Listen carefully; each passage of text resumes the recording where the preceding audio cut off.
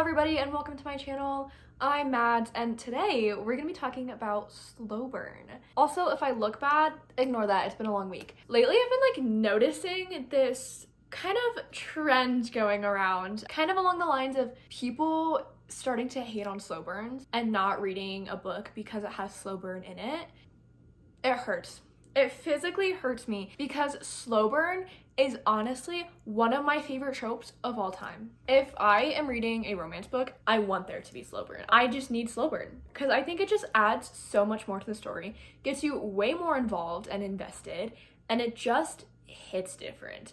And I think it's because a lot of the books I read growing up and a lot of the shows that I was obsessed with had a lot of slow burn in it. And so I think not only was I used to it, but it's kind of just one of those things that make me feel, you know? So now I am addicted to slow burn and everybody seems to be hating on slow burn recently. So I wanted to shine some love to slow burn. So slow burn, in case you don't know, is kind of just when a romance just takes a while to develop into a full relationship, or even in most cases with a lot of slow burn, you don't even really get to see them in the relationship. You just see them kind of confess. And I just honestly love that. Yes, give me an entire series of this buildup. Let me see them kiss and then nothing else. I don't mind that. I genuinely don't mind that. Would I love to see them together?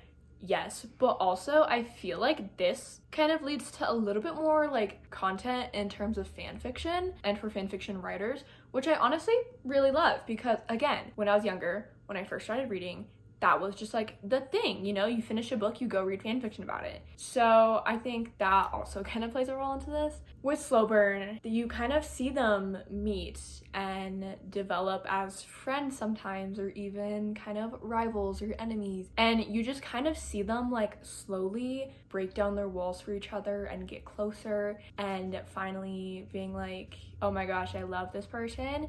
And it's typically they've loved each other for a while by the point that they actually realize it, which I also love. Yes, deny your feelings. It's so entertaining and I love it. Again, this might seem a little weird, but if you get it, you get it. So I guess today's video is just gonna be me kind of talking about various slow burn ships, and maybe you can get a couple good book recommendations out of this if you do want some slow burn ships or books with slow burn. This isn't to say that all quick burn is bad. Some of my all-time favorite books, not slow burn. One of Us is Lying. Their relationships are complicated in this one, but not slow burn. It takes them a little bit through the book to actually get it, but they're kind of, from the beginning, you're kind of oh, they're gonna get together. Pip and Robbie and A Good Girl's Guide to Murder. Yes, it takes them the entire book to get together, but when it's a series and they get together in the first book, I do not consider that slow burn. Yes, in this first book, they kind of have a slow burn because they don't actually I guess kiss, get together until right at the end. But there are 2 books following it, and so I really don't consider this one as much of a slow burn. My last 5-star read, Divine Rivals, amazing, spectacular, magical. I will be talking about it in my March wrap-up, but this is not a slow burn. Not a slow burn in any way whatsoever. Yes, it is a Rivals to Lovers, but it does not burn slow. It is a relatively fast, oh my gosh, I think I'm in love with this person kind of thing.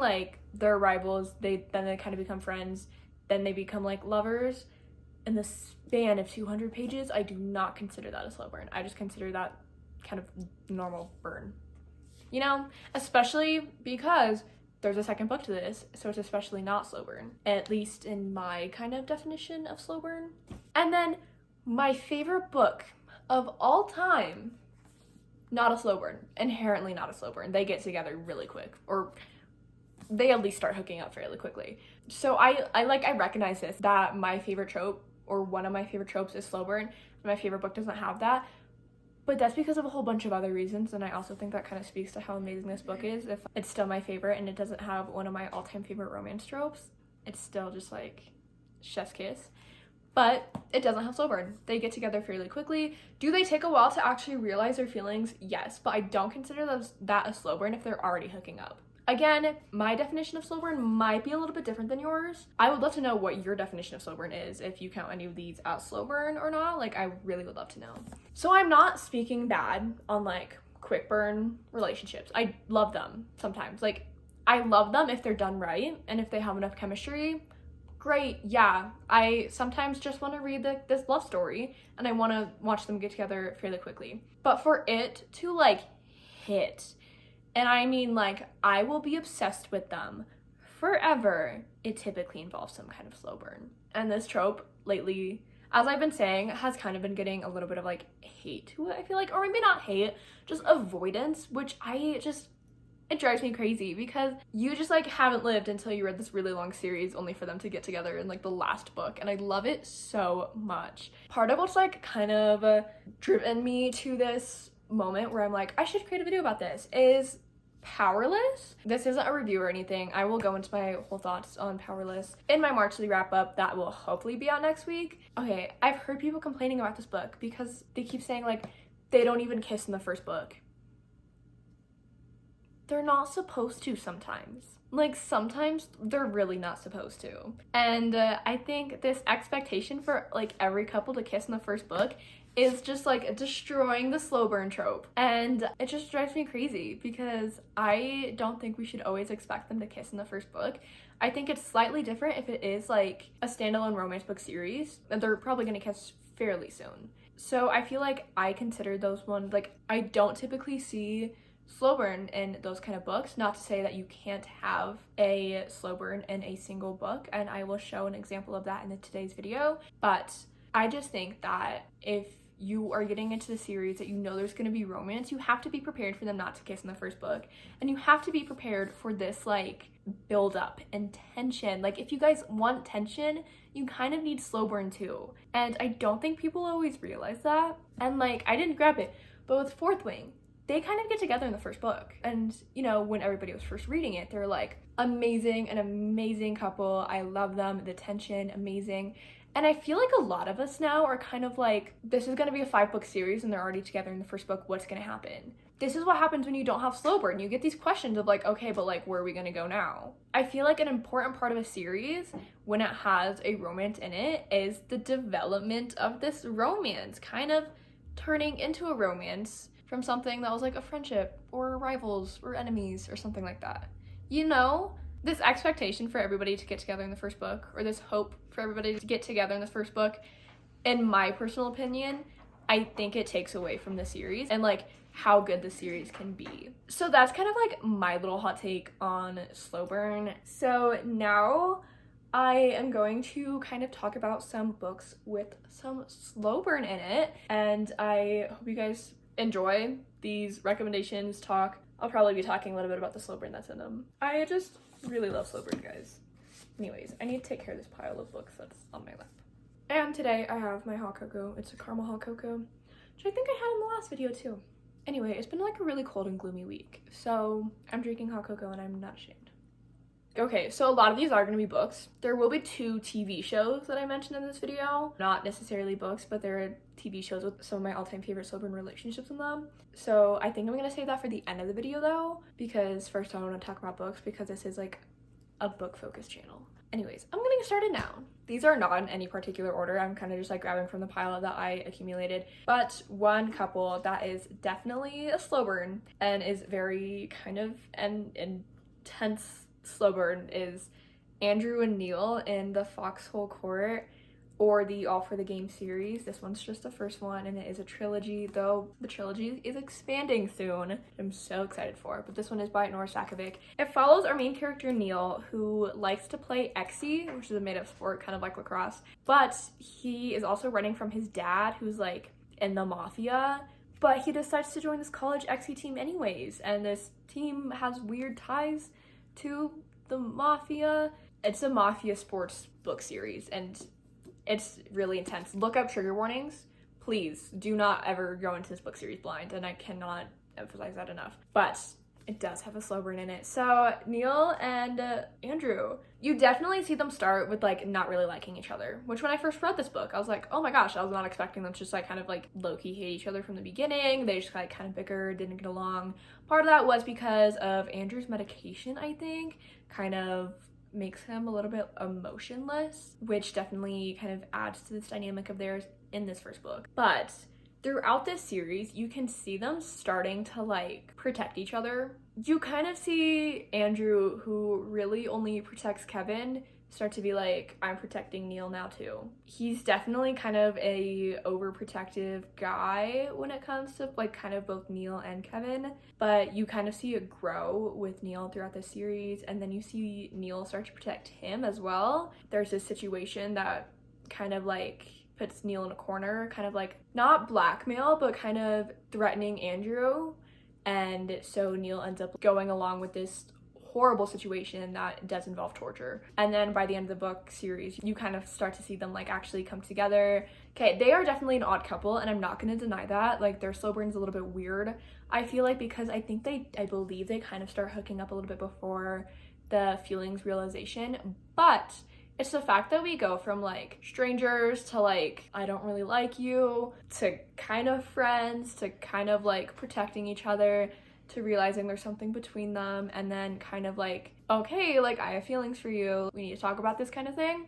And it has been a bit since I read the series, so I don't know all of the aspects of the slow burn in this one, but I know that it has it. So I might be like missing some aspects of their slow burn or not like talking about it correctly. But if I remember correctly, I know they don't like get together in the first book. I think in the second book they might start having a little bit of a relationship, but they don't fully like, you know, there's not that moment until the last book when there's like that feelings kind of realization moment. And so that comes at the last book, I'm pretty sure. I'm like pretty confident, but this has a great slow burn in it. They're psycho characters though, and I feel like I should acknowledge that. So next up, we have The Hunger Games by Suzanne Collins. This is like, I feel like one of the more original slow burn ships, Katniss and Peeta. And I know it feels a little bit different because they go through this whole thing in the first book when they have to pretend that they're in a relationship. But I feel like it's not a real relationship. And I think Katniss knows that. And she's like, oh, this isn't real. And then in the next book, we see them go home and still have to continue on this relationship, even though she's like, I don't have feelings for him. There's a whole Gale thing. We're not talking about him. So this one definitely is a slow burn because they go from these kind of like strangers that know of each other, and you know, Peeta definitely has feelings for her, which adds some great tension to it, and I love it. Love it when books have moments like that, when he's been in love with her this whole time and she's just like, had no idea, clueless, just like going about her day. And then I don't exactly remember when they do get together, but we see them go through a lot together, honestly, and we see them go from these like strangers to allies, and that allyship, if that's a word, kind of just like becomes more intense throughout the series, and you see them like really become like a ride or die for each other. We see Katniss go crazy trying to get to him in I think it's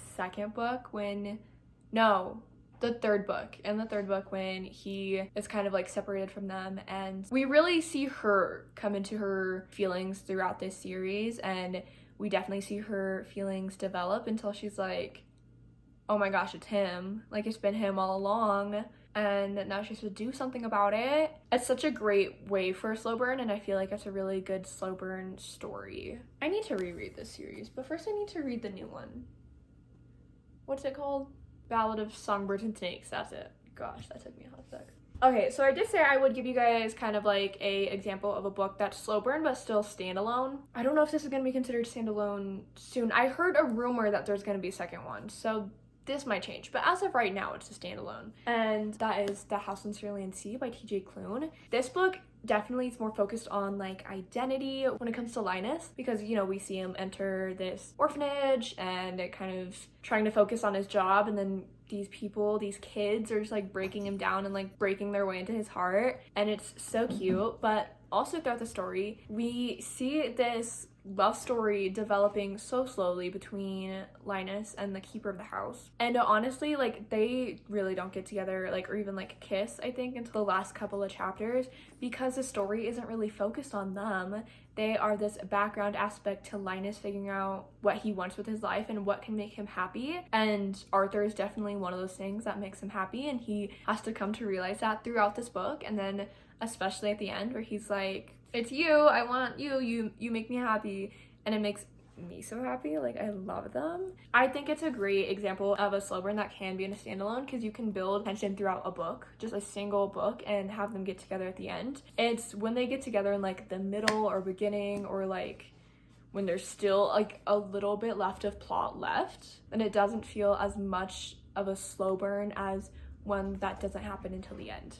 Again, not saying that like if they get together in the middle of the story that it's bad. Like it's not. It can be done really well. But for my examples of slow burn, I'm maybe talking about like books like these where like it's a standalone and it builds this entire time only for them to get together at the end, and we don't really get to see them together, which yeah, sometimes it hurts a bit, but that can also lead to like some amazing writers writing fan fiction, or even us like pushing an author to write a sequel, which I'm pretty sure we did TJ Klune. So I'm sure we're going to be getting more of Linus and Arthur in that book, but in this book you definitely see the story like beginning to end, slow burn. It's a complete story, and because it was intended to be a standalone, I would think I would still consider it a slow burn even if the second book comes out, because like this is an entire like story right here. Like this is an entire plot, like everything's resolved by the end, like, and it took them the entire time to get together. I think I would still consider that a slow burn. What I'm saying may not make sense when I edit this, so we're gonna see how this goes. In the past 3 ones, I know I specifically talked about the couple that comes together, and in this next one I won't be, only because this one is a lot less well known. A part of like the story and a part of the amazingness is not knowing who gets together and seeing them come together and seeing it develop throughout these 2 books. So that is the All of Us Villains series by Amanda Foody and C.L. Herman. Okay, after I read the second book in this one, because it is a duology, I literally like DM'd Amanda Foody and I was like, I have to know, like, I love these 2 characters so much. Please tell me they're just, like, happy and living together and, like, living their best lives. And she literally responded saying, I'd like to think so, which made me so happy. And a part of the reason I loved these 2 is because we literally see them go from strangers to enemies to reluctant allies. Emphasize on reluctance, to more willing allies, to kind of weird friendships, to kind of being like, I like that person. And I love seeing it. And they aren't the only slow burn in this duology, because there's another couple that has a good slow burn, and their dynamic is also very interesting. And I don't really want to talk about that one because spoilers. The beginning of the second book is when things really start to go down, and I see these characters kind of like come together, and I'm like, I want them together. And so we get to see them really develop from these complete like strangers or like only knowing of each other to this relationship and these like feelings growing between them, and it makes me so happy. Like I love to see it, and it makes it hit harder, like watching the tension grow and watching them get to know one another and kind of start to protect one another, especially when it is in like a fantasy competition setting as is this. It just makes it hit so much harder. Like the tension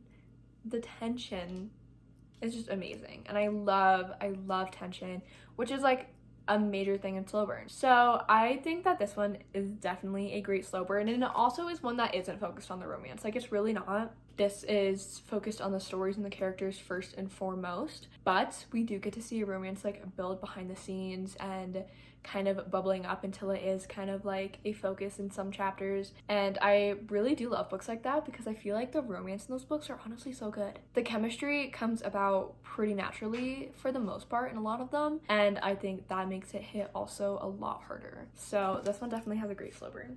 Okay, another one that's like not known like at all. I rarely see anybody talking about this book, and it's written by an author who has written a very popular book series that turned into a movie franchise. That is Veronica Roth. She wrote Carve the Mark, and this one, every time I pick it up, it's like always feels so much bigger than I remember. But I love Veronica Roth. She's such an amazing writer. I think her writing really shows in this little duology that she wrote, which is like a fantasy sci-fi set, like a lot of space themes. I really don't know how to describe the world that this is, but we definitely have a enemies to lovers romance, and definitely there's a lot of complications in this book and in their relationship. It's been a while since I read this one, but I remember how this book made me feel when I was reading it, and how the entire time I'm like rooting for them.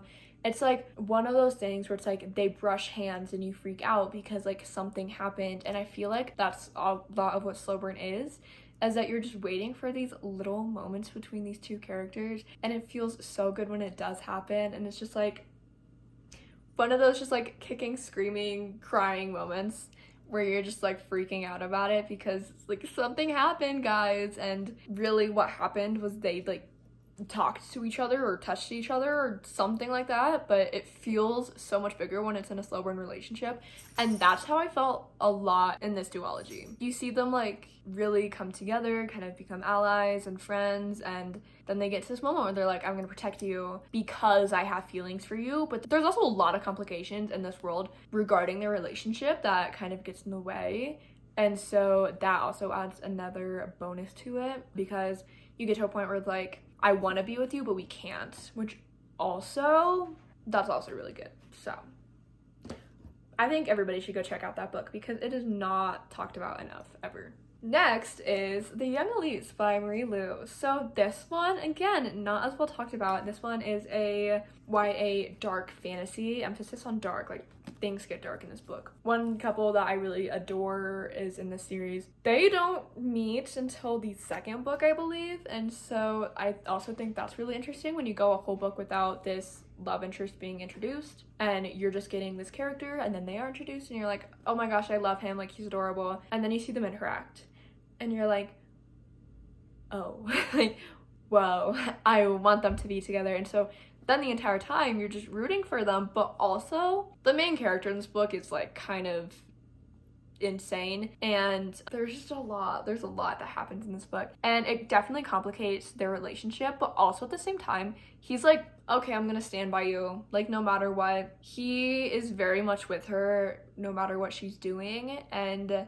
honestly love that because he easily could have not stood by her side during all of this, because he could have been like, you're crazy, I'm not doing that, but no, he said, okay, yeah, I'm gonna do what you tell me to do because like I trust you and I stand for what you believe in. And he's definitely falling in love with her this entire time. It's definitely a moment where he falls first, definitely, but I just love them and I love their interactions, and I just think they had great chemistry throughout this book. And so I definitely, when I think of slow burn, I kind of think of them, because you get a whole book where they don't know each other and then he slowly comes in and makes his way under her skin, and then we just kind of see it take off from there, which I really love. And also the stakes in this book, because of like the world that they're in, is insane.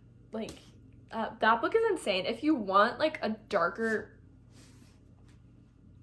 book where the protagonist is kind of the villain, read The Young Elise. 100% read The Young Elise. Next is one that happens over a series, and not every relationship that is in this book is slow burn, but two of my favorites are, and so that is The Lunar Chronicles by Marissa Meyer. I love them. I don't like Scarlet and Wolf. I could talk about that forever. And Winter and Jason are a little bit of a slow burn, but they also have this like extra emphasis on childhood friends.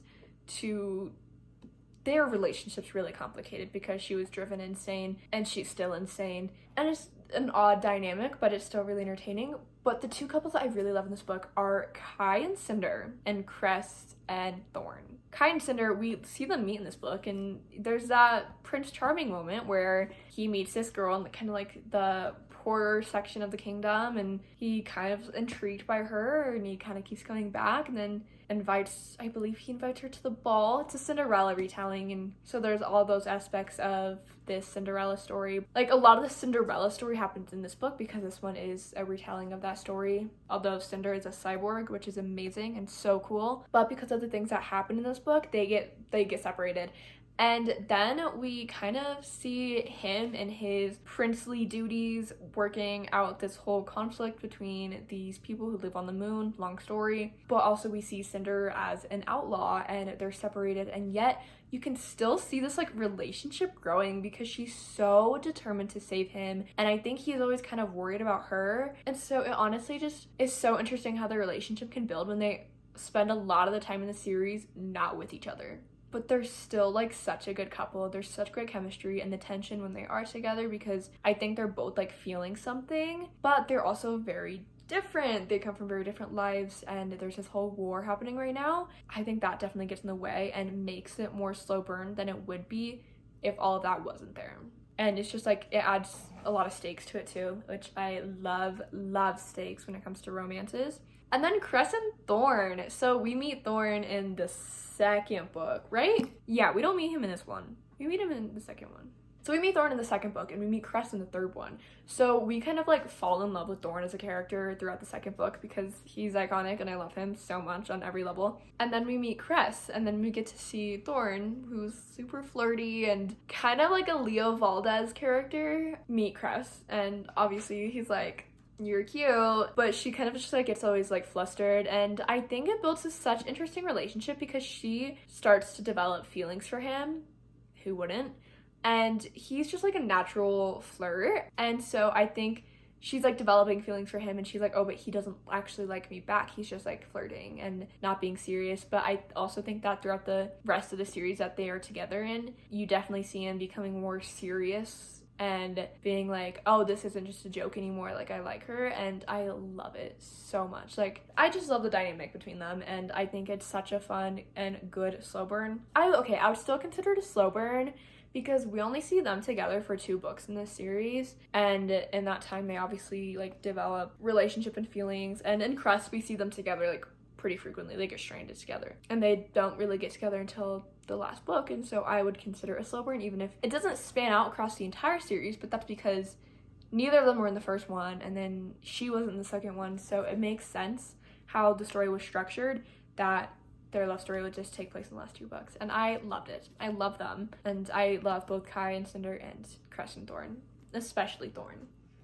I really love Thorn. So next is definitely some slow burn relationships that people are really familiar with. It's a really popular series, and so I can't not talk about them. But in Six of Crows, we kind of get 3 relationships developing throughout this duology. I wouldn't consider Nina and Matthias necessarily slow burn because like their dynamic is a bit different. Their feeling realizations come, I think, before this book, but then things happen to kind of get in the way of their relationship and they have to fix it. It's definitely a bit complicated, but when it comes to Inej and Kaz and Jesper and Wylan, this book is definitely slow burn. Because when it comes to Inej and Kaz, they know each other. They already know each other, and they already have this built dynamic of weird friendship where he's like kind of her boss and she's like, oh, he doesn't really care about me, I'm just an investment. But he's like, I would kill for this girl. I wonder why that is. That's really weird. Like, he's just kind of oblivious. Like, he does not know he has feelings for her, but he does. And I think he has, honestly, for a while. But throughout this book series, we get to see them come together a bit more. And we get to see their protection of each other and what they mean to each other. And how, like, if she gets stabbed, he's gonna rip somebody's eyeball out. And if he's struggling, she is going to try and help him. And it's such a good build up. Like, honestly, the slow burn between them is so good. And it's so slow burn that this might be a little bit of a spoiler. You don't even see them kiss. Inej and Kaz is honestly like one of the best examples for slow burn because of how much we get to see them actually build. But also, it kind of sucks a little bit because we don't see them really meet. We kind of start the story in the middle of their build up in their relationship, so I don't always love that aspect. Like, I love watching them meet, which is why Jesper and Wylan are such a great example of slow burn, because we see them kind of like meet and he's teasing him a lot, and you can tell Wylan like gets all flustered, and this book really is not focused on their relationship really at all, but we do get some moments where you see them interacting, and then you get that iconic line of like, just girls? No, not just girls. And it's like, something's gonna happen between them. And then in the next book it gets even more intense, obviously, because of how intense that book is, and you get this like horrible like moment that I always get secondhand embarrassment about and I always want to scream about when I think about it, that happens in Crooked Kingdom. And so they're also a great example of a slow burn because we do get to see them meet and just kind of like develop throughout the book. Neither of these are my all-time favorite slow burns, like I'll admit that, but I do think they're really good examples of slow burn, and they definitely have that tension building throughout the 2 books that they're in, and they're just great slow burns, so I love talking about them. Now we're going to talk about one of my all-time favorite slow burns. So, also part of Grishaverse, we have King of Scars, which has one of my all-time favorite couples, and if you know me, that you know I love Zoya and Nikolai. I just love them so much, and oh my gosh, I could scream about them all day. So their slow burn is insane because we see them like meet in like Siege and Storm, which is in the first Shadow and Bone series, like the first part of the Grishaverse. But Zoya's still going through her like character development. She's still like kind of like really mean, and really entertaining and I love her. And then Nikolai's kind of has his eyes on Alina at that moment, and so we don't really get to see them come together. And Ruin and Rising, we see their relationship a little bit more, but this book we see the king and his general, and that's not a trope I ever thought I needed, but now I do, because they are so iconic, and I love getting to see their relationship build throughout the entire Grishaverse. We really do see them go from like strangers to I don't really care about you to like these allies, and they become like partners, and it's absolutely amazing. They have such a great partnership. They're perfect for each other. She balances him out and he balances her out, and they are perfect in every way imaginable, and I adore them so much. And again, this is another one where it's like you see them develop for so long and then you barely get to see them together at the end, and it just makes you want to scream because you're just like, I just need more of you guys. I just need more. I really am hoping Leigh Bardugo does write a third book, because that's all I need. I just need another book. Even if it's just their royal wedding, I would accept it, because we got their slow burn. Like, we did. It took them essentially 2 prior series and this one to get together. So I think like that's a slow burn. It's a slow burn. They're an amazing slow burn, and we really get to see the tension build until they're finally like, I want you but I can't have you, and then he's basically like, who says I can't have you? Like, I'm gonna have you anyways. So he's like, be my queen. He's like, I don't care about politics or anything, like, you're my queen, basically. I love them so much, and I love getting to see them just develop. And especially because like there's so much going on in the series too, because there's like a war going on, so it's like their romance isn't even the forefront of anything. It's so background,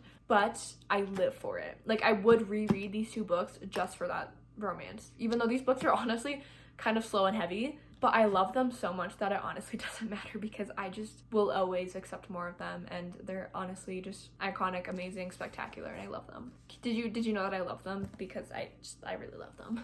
So next, I need to talk about the slow burn ship. Like, the slow burn ship that I think a lot of people, if you read when you were a kid, was the first slow burn ship that you kind of got obsessed with. Not always necessarily true, but it is true in my case, and that is Percy and Annabeth and Percy Jackson by Rick Riordan.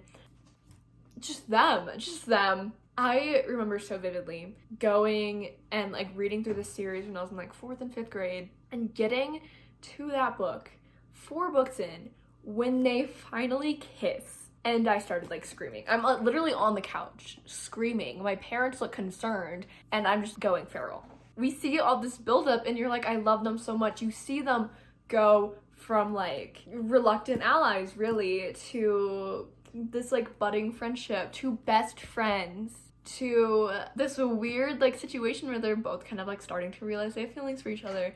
And then finally in the last book, at the end of the last book, they finally realize, I'm in love with this person and I want to be with them, and I love it so much, especially because in the last book we get to see so much happening like between them, especially because they're like going through this war, and Percy has thoughts like, the world can explode around me and all I would really care about is if she's still alive. Like, what? That line hits so hard, because they go through 4 whole books to get to that moment. Because they go like, in the first book they're like barely even friends or more reluctant allies. In the second book they become like best friends. You see him carrying a picture of her in his binder. So cute. And then in the third book he goes feral because she's not there, and he's like, I am going to break whatever rules I have to like get her back. And he's like, I'm doing this all for her, basically. And he like holds up the sky for her. And then in the 4th book they're like, I don't care what happens, we're gonna be together, like we can do this, like we're great partners. And then he almost dies, and then she's like, if you know, you know. And then in the last book they're going through this war, and they're just fighting side by side, and they fight so well together, like iconic battle duo. And then this entire time they're just like, I'm gonna protect this person with all I have, like this is my person right here. And then by the end she's like, happy birthday, I love you. I love them so much. They are like the most iconic slow burn ever. Honestly, they're like the slow burn. When you think about slow burn, Percy and Annabeth has to come into your mind, because it took them 5 books to actually get together, and the way they develop the tension. Well, they don't really have like tension, I don't think, because like they're still kids.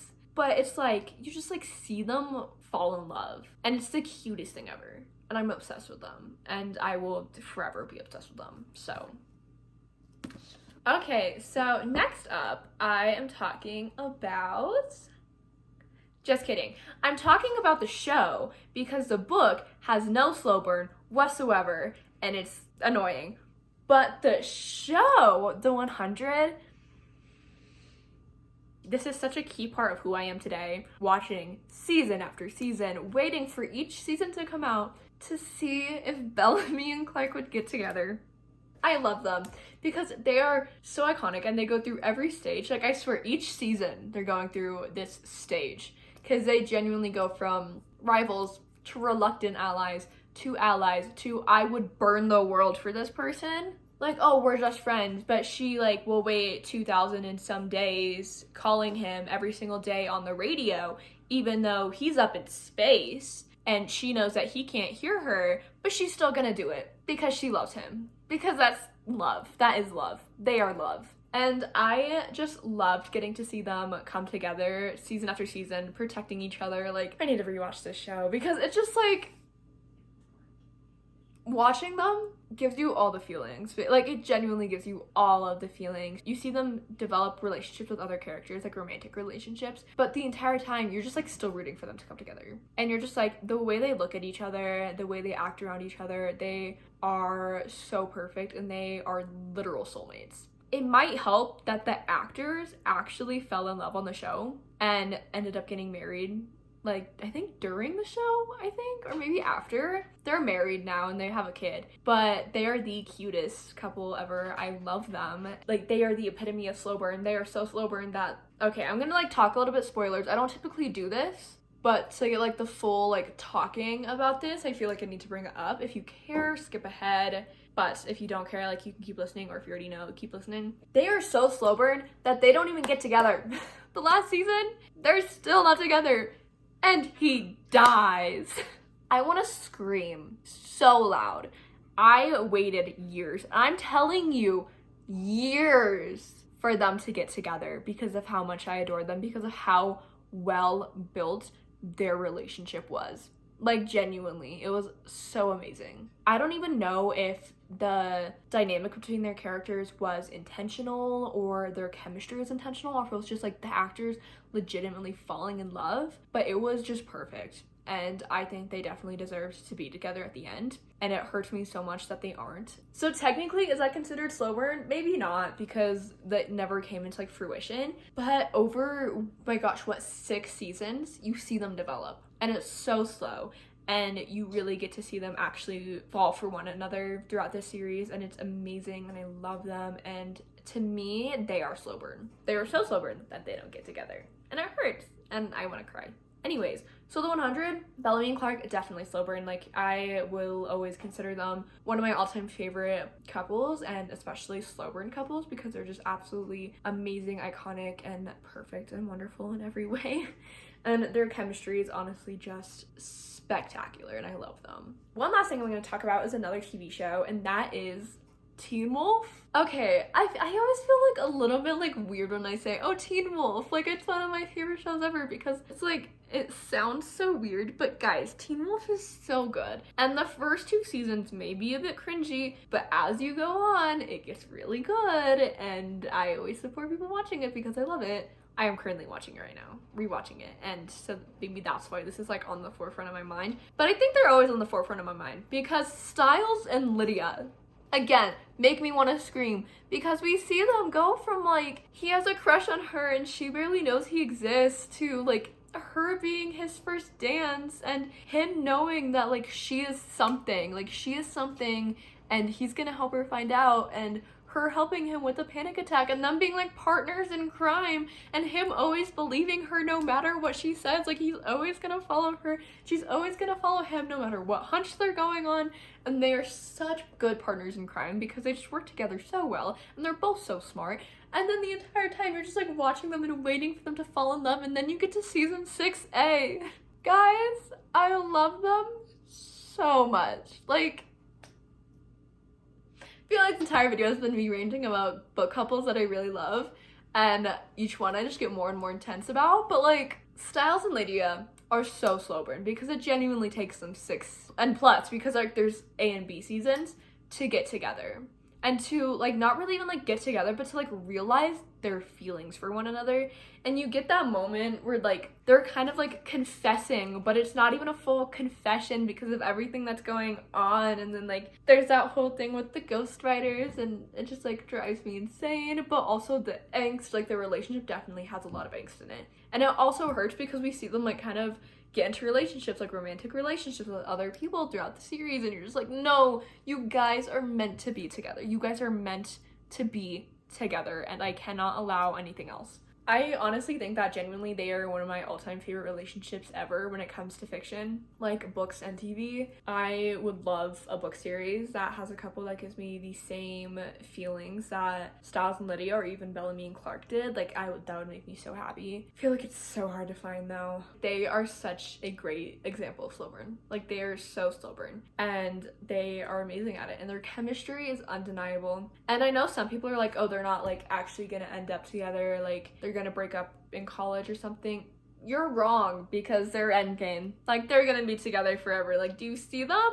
You don't go through that and just like break up. Like I feel like they are soulmates. They are it for one another, and I stand by that always. They are perfect for each other, and they are gonna grow old and happy together, and we ignore the Teen Wolf movie. Okay, so those are a whole bunch of examples of slow burn relationships. They're honestly all like really amazing. If any of them sound interesting to you, please go check them out. I always love recommending books, and if you do end up reading any of these, or if you have read them or watched them, because I did talk about 2 shows, please let me know, and I would love to talk to you about them. I love talking to people about books and TV shows. It makes me so happy.